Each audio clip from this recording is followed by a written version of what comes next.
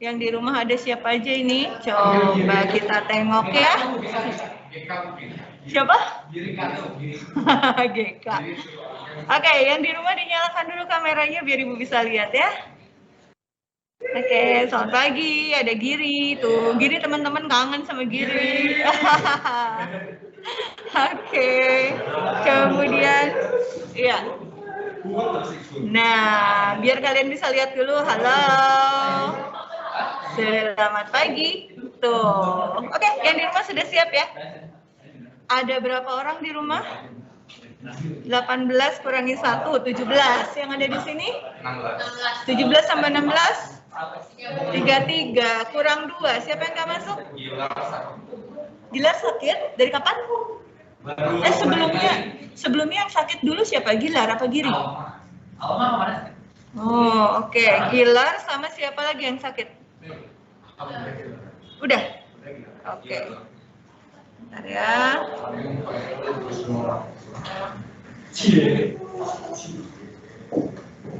Ini ruang berapa sih kelas 12-2 tuh? Ruang 4, Pak. Ruang 4.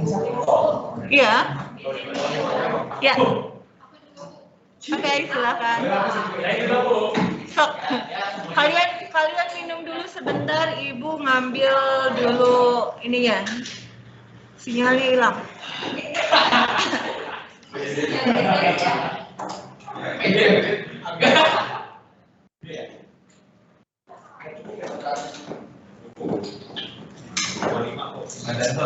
Tapi 2 kali itu juga habis tuh. 3 liter habis kan? 3 liter sehari. Enggak. Oke, yang di rumah sebentar ya. Ibu siapkan dulu.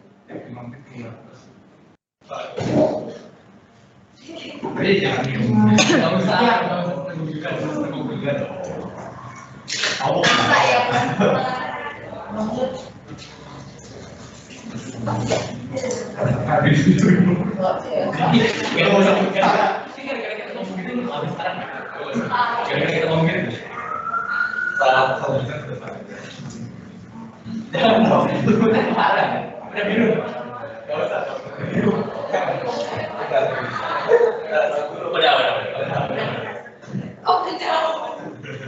Takut.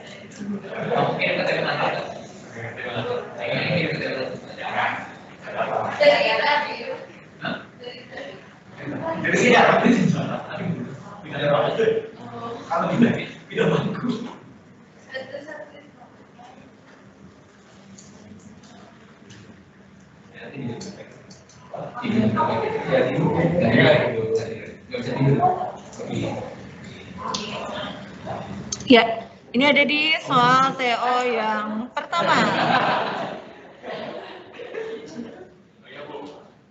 Ada ya? Kalian bisa ambil dari kelas material.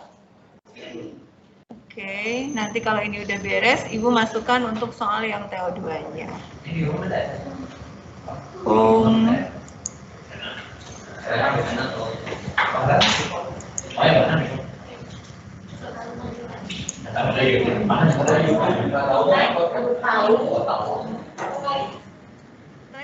Sampai mana? Sampai sini? Belum? Sampai sini ya? Oke, sekarang kita lanjut ke sini. Ini masih tentang materi kelas 10 tentang bandul. Kelas 10, kelas 11. 11 ya. Kalian sudah lakukan percobaannya kan? Walaupun percobaannya virtual yang dikasih bandul. Oke. Kalau misalnya kita punya bandul nih. Oke. Bandul ini dalam keadaan seimbang dia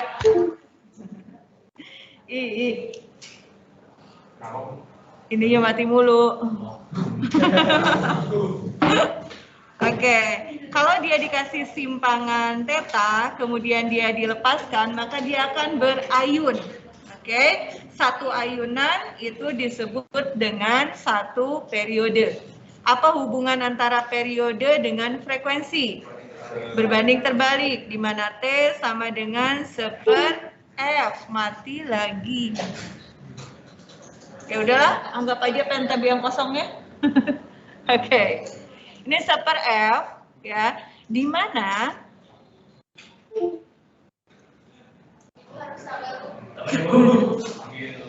tes kesabaran, mendingan dicabut aja ininya ya.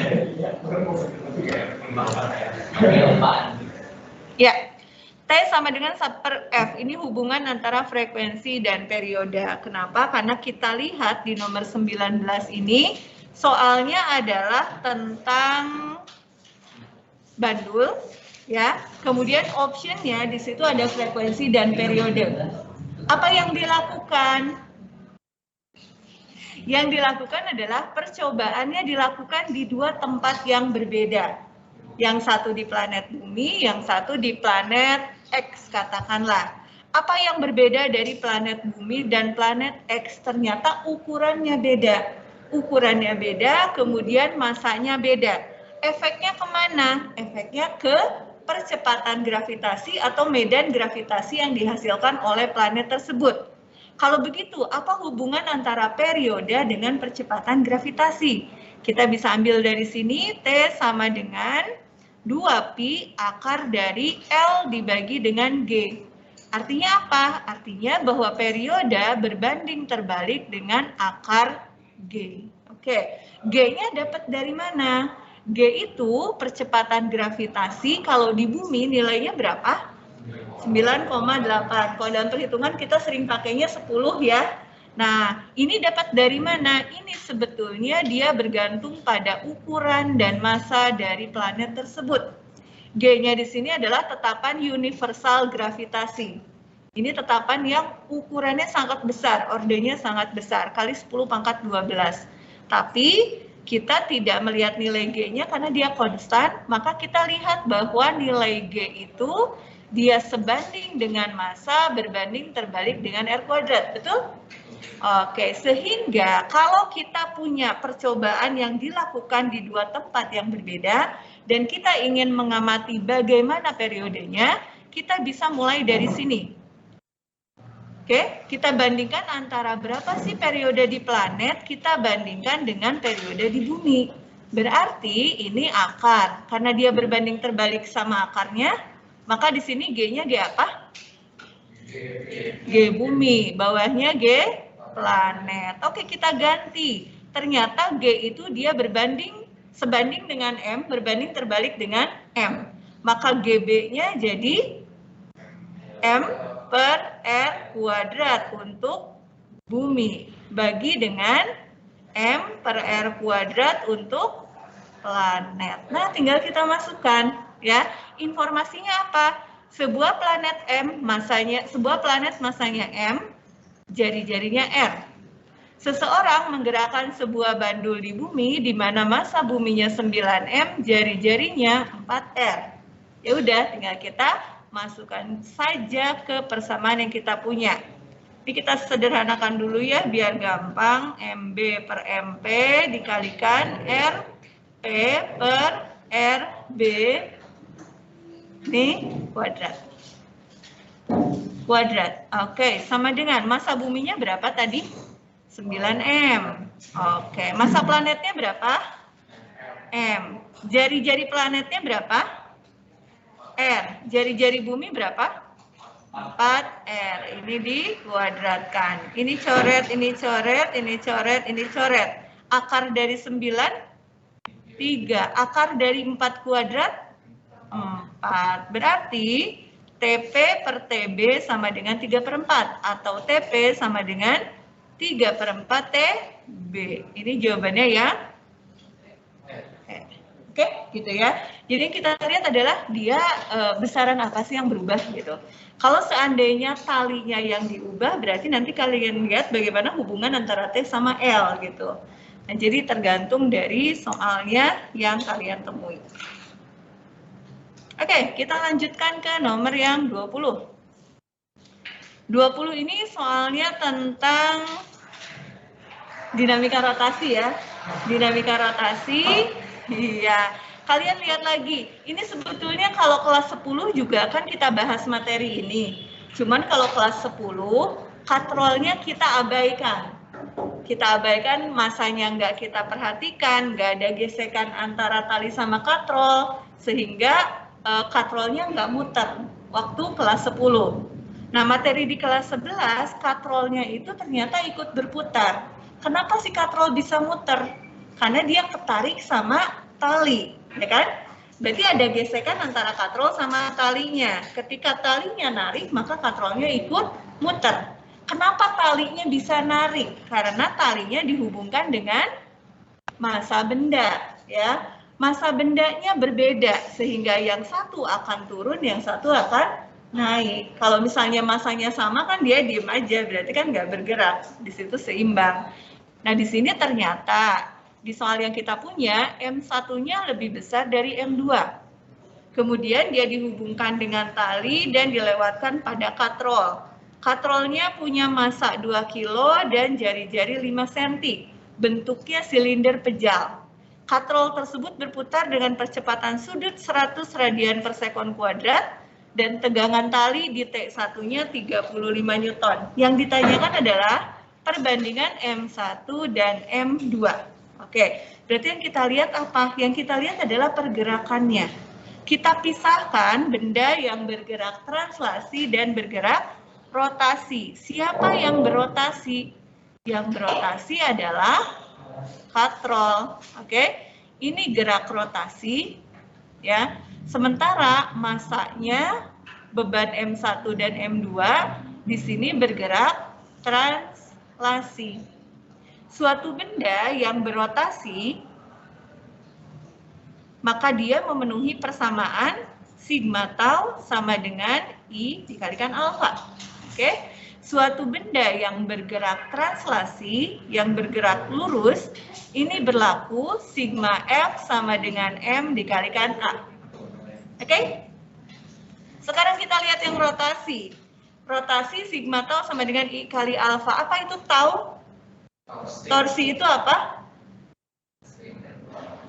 Ya, torsi itu gaya yang menyebabkan suatu benda bergerak berputar.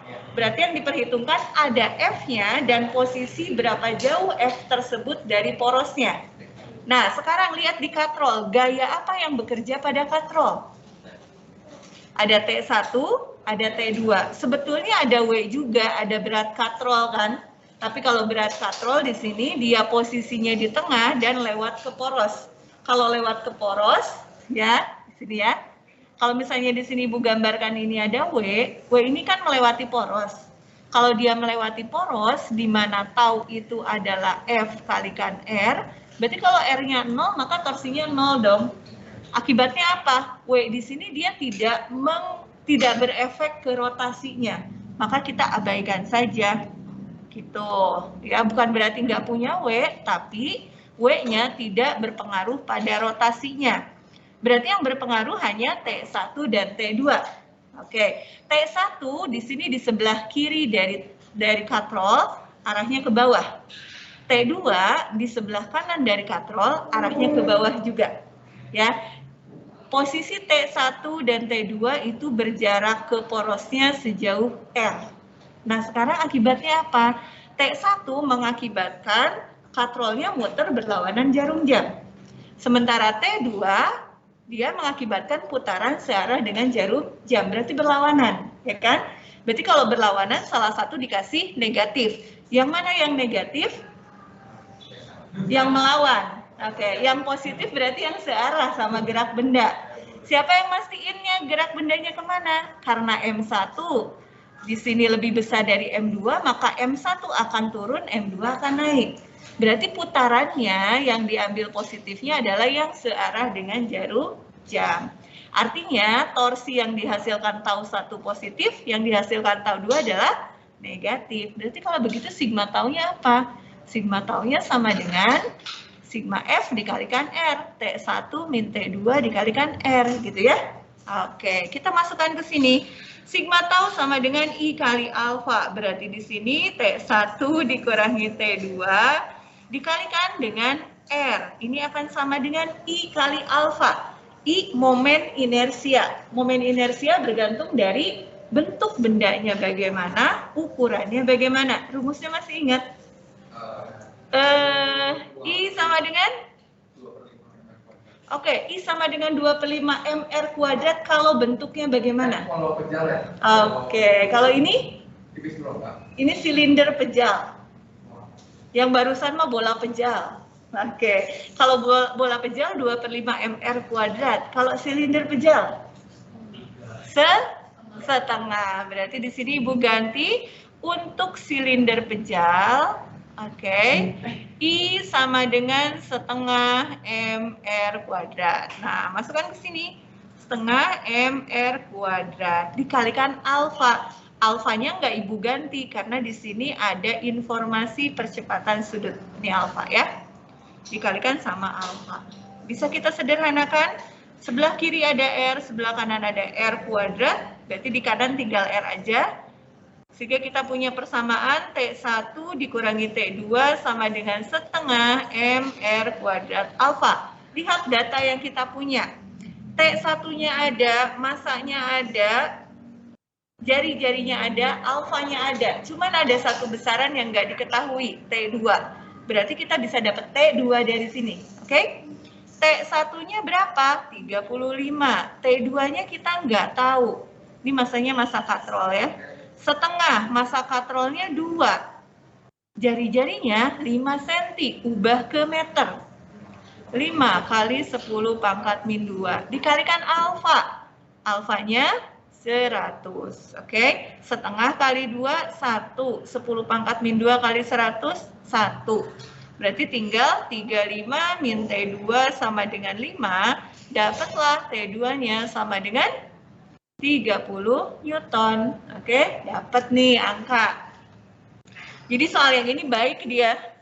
Kita bisa langsung ngerjain dapat angka. Biasanya kita hanya dikasih besarannya aja, variabelnya aja. Nanti kita harus menggabungkan. Kalau ini baik deh. Oke. Sekarang kita lihat translasinya. Untuk translasi, kalian bisa lihat M1 dan M2 sebagai satu sistem. Boleh juga kalian pisahkan M1 sendiri, M2 sendiri. Ya, itu silakan terserah kalian. Kalau misalnya sekarang Ibu pisahkan deh untuk benda 1 dan untuk benda yang kedua. Pada benda 1 dan benda 2, karena dia bergeraknya translasi, berlaku sigma F sama dengan M kali A. Oke, cek di benda ke-1. Benda ke-1 tergantung oleh tali, maka ada T1. Benda 1 dia punya massa, maka ada W1. M1 bergerak turun, maka W1 bernilai positif atau negatif? Positif. T1 bernilai negatif. Berarti sigma F-nya apa? W min T. Oke, W1 min T1 sama dengan M1 dikalikan A. W1 adalah M1 dikalikan G. Dikurangi T1 sama dengan M1 dikalikan A. M1-nya kita yang akan cari itu. G-nya ada, T1-nya ada. A-nya bisa dapat dari mana? Kita punya informasi alfa. Apa hubungan antara alfa dengan A? Oke, A sama dengan? Alfa dikalikan R. Alfanya berapa? 100. R-nya berapa? 5 kali 10 pangkat min 2. Jadi kita punya A-nya 5 meter per sekon kuadrat. Nah, sekarang kita punya angkanya semua kecuali M1. Berarti kita bisa dapatkan ya. M1 kali 10 dikurangi T1-nya ada di soal, 35. Sama dengan M1 dikalikan A-nya, kita sudah dapat nilainya 5. 10 M1 dikurangi 5 M1, berarti 5 M1 sama dengan min 35 di kiri pindah ke kanan, 35. Dapatlah M1 sama dengan 7 kg. Oke, M1-nya ada, M2-nya bisa kalian kerjakan. Oke, kalian boleh sambil ngerjain ya kalau mau. Jadi nanti bisa sambil ngikutin. Sigma F sama dengan M kali A. Sigma F di mana? Di benda yang kedua, sehingga masanya juga massa 2. Pada benda 2 bekerja gaya tegang tali arahnya ke atas dan gaya berat W2. Yang bernilai positif yang mana? Yang gaya tegang tali, karena arah gerak dari M2-nya ke atas. Berarti sigma F2-nya apa? T2 min W2. Ini sama dengan M2 dikalikan dengan A. Kita uraikan dulu, T2 dikurangi M2 kali G sama dengan M2 dikalikan A. T2-nya ada. T2-nya sudah dapat dari yang gerak rotasi tadi, 30. Dikurangi 10 M2 sama dengan M2 kali A, A-nya 5. 5M2. Dapatlah 30 sama dengan 15 M2, berarti M2-nya adalah 2 kg. Oke, dapat massa 1, dapat massa 2. Yang ditanya apa? Perbandingan antara M1 dan M2. Berarti M1 banding M2 sama dengan 7 banding 2, gitu ya. Jadi untuk gerak seperti ini, pisahkan yang mana yang rotasi, yang mana yang translasi. Rotasi pakai sigma tau sama dengan I kali alfa, translasi pakai sigma F sama dengan M kali A. Oke? Iya, kita lanjutkan ya. Yang di rumah masih menyimak? Masih? Oke, ya. Kita lanjutkan lagi ya, soal berikutnya. Nah, soal berikutnya masih tentang mekanika. Jadi kalau kalian lihat di soal yang kalian dapat itu banyaknya mekanika ya. Karena mekanika materinya memang banyak sekali. Baru nanti kayak gelombang, kemudian listrik, kemudian fisika modern itu soalnya paling nggak banyak, 1 atau 2 soal aja. Oke, kita lihat di nomor 21, soalnya tentang gerak parabola. Ya, gerak parabola kalau kalian ingat itu bisa terjadi kalau kita melemparkan suatu benda dengan kecepatan awal tertentu dan membentuk sudut terhadap horizontal. Sehingga lintasan yang terbentuknya dia menjadi gerak parabola. Apa sih yang terjadi? Sepanjang sumbu X, geraknya adalah GLB, gerak lurus. Ya. Sepanjang sumbu Y, dia GLBB. Berarti kalau GLBB kecepatannya berubah. Kenapa berubah? Karena ada percepatan gravitasi. Berarti persamaan yang kita gunakan sepanjang sumbu X itu untuk yang GLB, sepanjang sumbu Y itu untuk yang GLBB. Nah, kemudian besaran apa sih yang perlu kita tahu pada gerak parabola? Ketika dia diberikan kecepatan awalnya V0, ini review dulu sedikit ya sebelum kita masuk membahas soalnya. Di sini ada V0X, kemudian kalau kita proyeksikan ini ada V0Y. Apa itu V0X? V0 cos alfa. Apa itu V0Y? V0 sin alfa. Oke, kemudian ada 2 titik yang sering kali muncul, titik istimewanya. Apa itu? Ini titik tertinggi, Y max. Kemudian ini titik terjauh, ini adalah X max, ya. Ini Y max. Kemudian ini adalah X max. Bagaimana kita menentukan Y max? Y max bisa kalian dapat dari V0 kuadrat sin kuadrat alfa dibagi 2G. Apa itu X max? V0 kuadrat sin 2 alfa dibagi dengan G. Dari mana sih kalian dapat persamaan ini? Ya, oke. Persamaan ini yang atas didapat. Apa sih yang terjadi di titik tertinggi? Pada titik tertinggi kecepatan arah horizontalnya 0 ya. Jadi kalian bisa masukkan ke situ dapat T-nya. T-nya dapat masukkan ke persamaan Y. Untuk yang X max, bagaimana cara menentukannya? Kalau T untuk mencapai titik tertinggi sudah kalian dapat, maka waktu untuk mencapai titik terjauh adalah 2 kalinya. Oke, 2T-nya. Kalau sudah dapat T-nya, kalian lihat GLB itu kan untuk menentukan jarak itu kecepatan kali waktu. V dikalikan T, tinggal kalian dapat, maka kalian akan dapat persamaan ini. Oke? Nah, yang ditanyanya kan cuman perbandingan antara berapa sih Y max dengan X max. Berarti di sini Y max banding X max. Wah, ini mah udah tinggal dimasukkan, kemudian besaran yang sama kita bisa coret ya. V0 kuadrat sin kuadrat alfa dibagi 2G. Dibagi V0 kuadrat sin 2 alfa dibagi dengan G. Oke, yang sama-samanya bisa dicoret. Ada V0 kuadrat, ada G. Oke, sehingga yang di atas itu tersisa persamaannya jadi sin kuadrat alfa per 2. Yang bawah itu tinggal seper sin 2 theta atau 2 alfa. Sin kuadrat alfa dengan sin 2 alfa sama nggak? Beda. Sin 2 alfa kalau kita uraikan jadi apa? 2 sin alfa cos alfa. Nah, itu tinggal kita ganti aja. Sin kuadrat alfa dibagi 2 sama dengan 1 per, kok sama dengan, ini kali ya. Kali 2 sin alfa cos alfa. Di atas ada sin kuadrat, di bawah ada sin. Sehingga kita dapat 1/4 dikalikan sin alfa dibagi cos alfa. Apa itu sin per cos? Tan. Berarti ini adalah 1/4 tan alfa. Jawabannya yang C. Oke, gitu ya. Oke, kalau kalian makin banyak berlatih, kalian bisa menyelesaikan dengan lebih cepat. Dan nyambunginnya juga ini materi apanya bisa lebih cepat. Kuncinya apa? Latihan, ya. Jadi kalau misalnya kalian melihat pembahasan soal-soal, kalau sekarang kan enak ya, kalian belajar sebetulnya.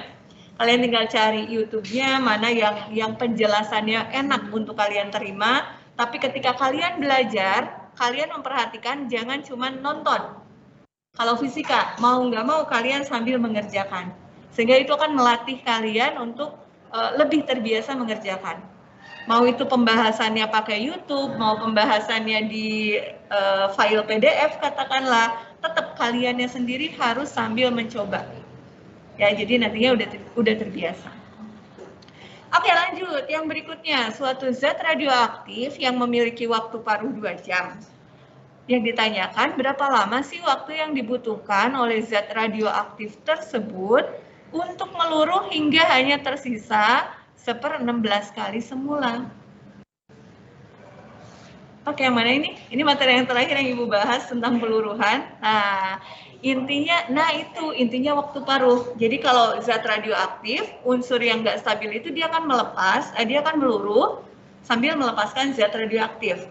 Waktu yang diperlukan untuk meluruh sampai setengahnya itu disebut dengan waktu paruh, ya. Jadi katakan lagi nih, kalau Ibu nggak tahu rumusnya nih, kalian lupa deh rumusnya apa, kalian ingat aja, waktu paruh itu biar tinggal setengahnya. Jadi kalau misalnya awalnya kita punya N-nya itu sama dengan N0, ya. Kemudian pada saat T-nya sama dengan 2 jam, ini N0 ya. Awal. Setelah 2 jam, maka apa yang terjadi? N-nya tinggal setengahnya kan? Ini setengah dari N0. Setelah 4 jam, tinggal tersisa berapa? Setengahnya dari setengah N0. Berarti ini adalah 1/4 N0. Setelah 6 jam, berkurang lagi kan? Tinggal setengahnya lagi. Setengah dari mana? Setengah dari 1/4. Ini adalah 1/8 N0. Setelah nambah 2 jam lagi, sekarang jadi 8 jam. Maka N-nya jadi setengah dari 1/8 N0. Berapa nih? 1/16 N0. Oke? Seperti itu. Jadi jawabannya yang 8 itu kalau kalian lupa rumusnya, balik lagi ke situ. Kalau kalian mau pakai rumus, boleh bisa lebih cepat. Apa rumusnya? N sama dengan N0 kalikan setengah pangkat T dibagi dengan T setengah. T setengahnya apa? Waktu paruh. Oke, kita masukkan. N-nya berapa? 1/16 N0. Ini sama dengan N0 dikalikan setengah, pangkat T-nya mau kita cari, T setengahnya 2. N0-nya bisa kita bagi, 1/16 itu tidak lain adalah setengah pangkat 4. Sama dengan setengah pangkat T/2. Artinya apa? 4 sama dengan T/2, maka kita dapat T-nya sama dengan 8 jam. Oke, seperti itu. Jadi bebas. Kalian boleh pakai yang mana aja. Jadi tidak terikat pada satu cara saja. Yang penting di sini kita bisa pakai logika. T setengahnya waktu paruh. Oke, kita sampai jam berapa? Kalian istirahat setelah jam keempat apa setelah jam kelima? Bingung ya jadwalnya ya? Jam keempat dulu baru istirahat atau masuk sejam kemudian istirahat? Masuk dulu sejam baru istirahat. Kagok ya? Mendingan istirahat dulu sebenarnya. Kagok. Oke, kita lanjut nih. Ini mah gampang ya. Oke, gampang banget. Kita punya grafik S terhadap T yang dicari kecepatan. Pakai apa? Pakai apa? Oke, delta S sebagai delta T. Dengan kata lain, itu adalah gradiennya, kemiringannya. Kalau kalian punya grafik S terhadap T, kalian dicari kecepatan, berarti bisa didapat dari kemiringan, ya. Jadi kalau kita punya grafik S terhadap T, untuk menentukan kecepatan, kita bisa dapat dari gradien, ya. Maka dari sini kita bisa menentukan V rata-rata sama dengan delta S dibagi delta T. Berapa delta S-nya?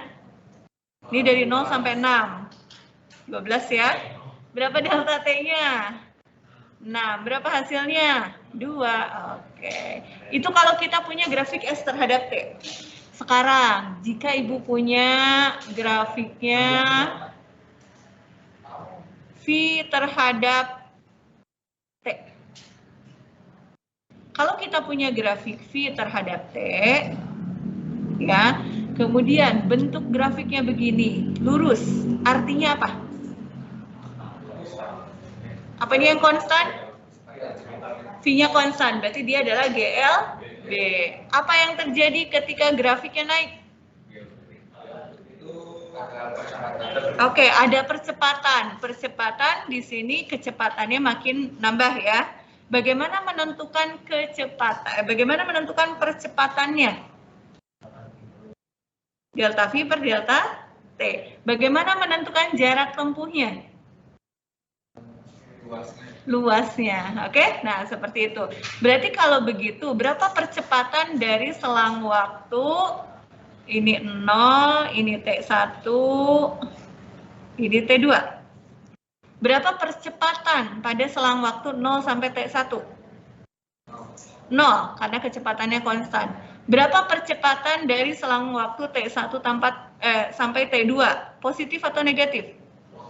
Positif, karena dia naik. Berarti kalau nanti turun, itu dia diperlambat. Nah, berarti kalau kita punya grafik V terhadap T, biasanya ada 2 pertanyaan yang ditanyakan. Bisa ditanya berapa jarak tempuhnya, bisa ditanya berapa percepatannya. Kalau jarak tempuh bisa kalian dapat dari luas. Kalau percepatan bisa kalian dapat dari gradien kemiringannya, gitu ya. Kalau misalnya ada beberapa segmen, kalian di TK ini kan bisa kita bagi jadi 2 segmen kan? Nah, berarti jarak tempuhnya adalah luas 1 tambah luas 2. Untuk kasus yang ini, jarak dan perpindahannya akan sama. Ya, tapi kalau seandainya Ibu punya grafiknya seperti ini, oke, Untuk yang ini kita punya V terhadap T. Di sini jaraknya tidak sama dengan perpindahan. Kenapa? Ada bagian yang di bawah sini. Ya, jadi kalau jarak tinggal luas 1 tambah luas 2, kalau perpindahan luas 1 kurang luas 2. Yang posisi di atas kurang yang posisi di bawah, gitu ya. Kalau yang atas ini kan sama ya. Oke, itu sepintas. Jadi pada saat kita membahas satu soal, kita bisa coba sambil mengingat kembali materinya. Bagaimana jika besaran-besarannya kita ubah. Oke, yang ini sekarang. Nah, ini materi yang terakhir kalian bahas minggu lalu, Jumat lalu kalau nggak salah. Kalian ingat percobaannya, simulasinya di mana pada efek fotolistrik itu yang mana sih? Nah, yang cahayanya dikasih ke suatu logam. Apa yang terjadi ketika cahayanya diarahkan ke logam? Elektronnya lepas. Kapan elektronnya bisa lepas? Apakah setiap kali dikasih cahaya dia otomatis terlepas? Enggak. Ada gelombang tertentu. Gelombang apa sih? Ya, berarti kalau antara kan waktu itu ibu kasih sinar kuning. Sinar kuning itu nggak ada elektron yang lepas. Ketika ibu ganti sinarnya jadi hijau, baru dia lepas. Ibu ganti jadi ungu, lepasnya makin apa? Makin cepat. Nah, itu berarti apa? Antara sinar kuning, sinar hijau, sinar ungu, apanya yang beda? Panjang gelombangnya beda. Antara kuning sama ungu, panjang gelombang mana yang lebih besar? Panjang gelombang kuning lebih besar. Frekuensinya mana yang lebih besar? Ungu yang lebih besar. Karena energi sebanding sama frekuensi, E sama dengan H kali F. Artinya kalau E sebanding dengan frekuensi. Kalau energinya tinggi, kalau frekuensinya tinggi, maka energinya tinggi. Berarti antara sinar kuning sama sinar hijau tadi, mana yang lebih tinggi energinya? Hijau lebih tinggi, ya. Berarti ada batas tertentu dong yang membuat elektron bisa lepas. Batasnya itu, batas energinya itu disebut dengan energi ambang. Nah, kalau energi dari lampunya lebih besar dari energi ambang, barulah elektronnya bisa lepas. Sekarang opsi A, B, C, D, E, mana yang benar? Ya? Yang B. Oke, jadi energi foton yang datang lebih besar daripada energi logam. Kenapa enggak C? Oke, ini lebih kecil. Harusnya kalau mau energinya lebih besar, berarti frekuensinya lebih besar. Kenapa enggak yang D? Oke, bagaimana hubungan antara frekuensi sama gelombang? Berbanding terbalik. Jadi kalau dari persamaan nih ya, E itu sama dengan HF sama dengan HC per lambda. Artinya apa? E sebanding dengan seper lambda. Maka kalau kita mau energinya besar, lambdanya harus kecil. Yang D ini berarti dia salah. Oke, yang E. Intensitas foton yang datang diperbesar. Apakah intensitas berpengaruh pada energi? Intensitas ngaruhnya kemana waktu itu? Ke banyaknya elektron. Ke banyaknya elektron berarti besaran apa yang berbeda? Berapa banyak, kan yang namanya arus itu adalah berapa banyak muatan persatuan waktu. Berarti kalau elektronnya makin banyak, maka arusnya makin besar. Berarti intensitas ini dia nggak ngaruh ke energi, tapi dia ngaruhnya ke arus. Kalau mau arusnya makin gede, intensitasnya lah diperbesar gitu ya. Oke, jadi yang ini jawabannya yang B.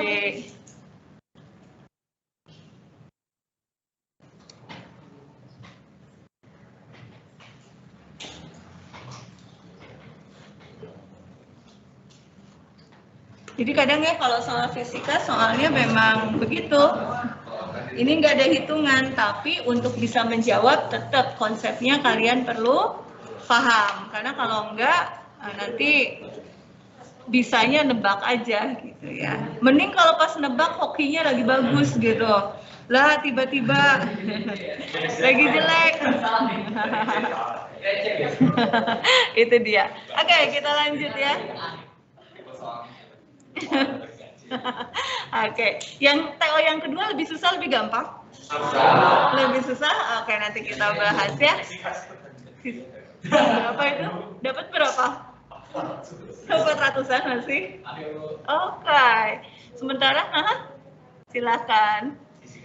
Fisikanya dibanding kimia, biologi, matematika? Biologi sama biologi. Berarti sama aja sama biologi. Oke. Kalau biologi kan asli itu Maya hafalan. Sebenarnya fisika lebih gampang sih kan, karena hafalannya nggak banyak.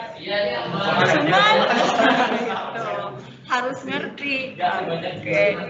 Iya, masih banyak. Kebayang biologi ya.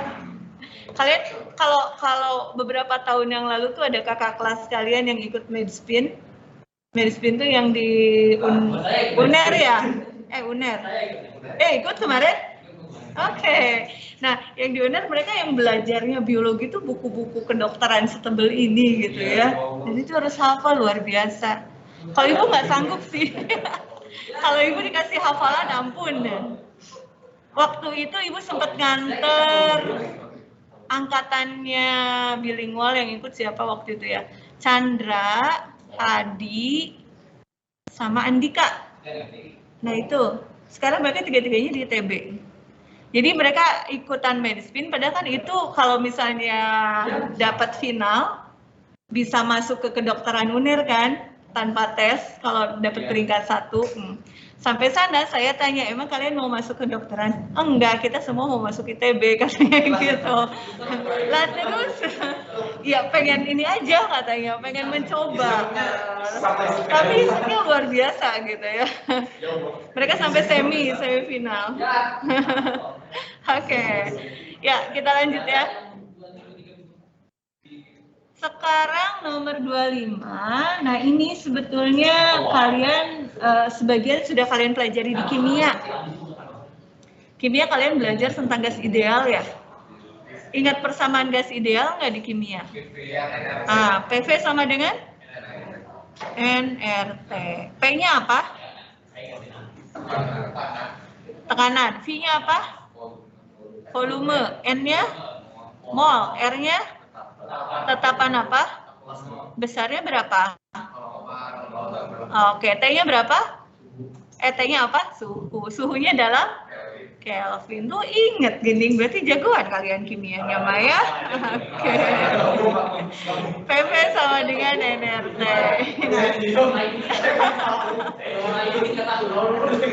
Oh gitu? Nah, sekarang kalau kita hubungkan ke fisika ya, di fisika itu nanti nyambungnya ke kalornya, ke energinya gitu ya. Nah, sekarang kalau ibu punya grafik P terhadap V, ya, grafiknya P terhadap V, kalian kenal istilah di sini ada isobar. Isobar itu apa? Tekanannya sama. Berarti kalau dibikin grafik, kalau isobar grafiknya bagaimana? Lurus, horizontal, vertikal, linear, ke atas. Horizontal ya. Oke, seperti ini. Oke. Ini prosesnya disebut isobar. Nah, pada isobar usaha yang dilakukan oleh gas untuk dia berubah volumenya dari sekian sampai sekian itu tidak lain adalah luas. Jadi dari sini W-nya sama dengan luasnya. Oke? Nah, sekarang kalau kita punya sebuah gas, ya, diberi kalor Q sehingga volumenya mengembang menjadi delta V. Apa sih yang terjadi ketika gas dikasih kalor? Maka ada dua hal yang terjadi. Kalau dia dipanasin itu berarti kan suhunya dia akan naik. Suhu naik itu berkaitan sama energi dalam yang dimiliki oleh gas. Energi dalam ini lambangnya adalah delta U. Oke, kemudian dipakai apa lagi sih kalori yang didapat dari kalori yang diberikan itu didapat untuk mengubah volumenya, ya. Mengubah volumenya berarti di sini adalah W-nya. W adalah usaha yang dilakukan gas untuk mengembang volumenya menjadi lebih besar. Delta U energi dalam. Energi dalam berkaitan sama suhu. Ya, jadi energi dalam dipengaruhi oleh suhunya dan dipengaruhi oleh jenis gasnya. Kalian lihat gasnya di sini. Ini ada istilah yang kedua nih, monoatomik. Apa sih monoatomik? Mono itu satu, berarti dia hanya terdiri dari satu atom. Apa unsur yang gas? Tapi dia satu atom. Gas hidrogen apa biasanya nulisnya? H2. Gas oksigen? O2, berarti itu bukan monoatomik, tapi diatomik. Kalau monoatomik, helium, neon, argon, oke, gas mulia di ujung sana. Nah, itu ngaruhnya kemana? Ke sini. Delta U-nya, kalau monoatomik, ini adalah 3/2 nRT. Oke, kalau diatomik, ini 5/2 nRT. Itu yang membedakan. Ditambah W. Bagaimana W untuk isobar? Tadi kita lihat ini sama dengan luas kan? Kalau luas berarti P dikalikan delta V. Nah, ini tinggal Ibu ganti pakai P kali delta V. Ya. nRT dari persamaan yang kita punya ini tidak lain adalah PV kan? Oke, berarti ini sama dengan 3/2 PV ditambah P delta V. Nanti tinggal dilanjutkan. Hasilnya adalah 2/5 Q per delta V. Oke, waktunya habis, kita selesaikan sampai di sini dulu. Pertemuan berikutnya kita lanjut ke TO yang kedua ya. Oke, semoga ada waktu nanti untuk membahas persiapan TO yang ketiga. Oke, selamat pagi, Ibu akhiri sampai di sini. Teman-teman yang di rumah juga ya, Ibu pamit dari kelas kalian, silakan.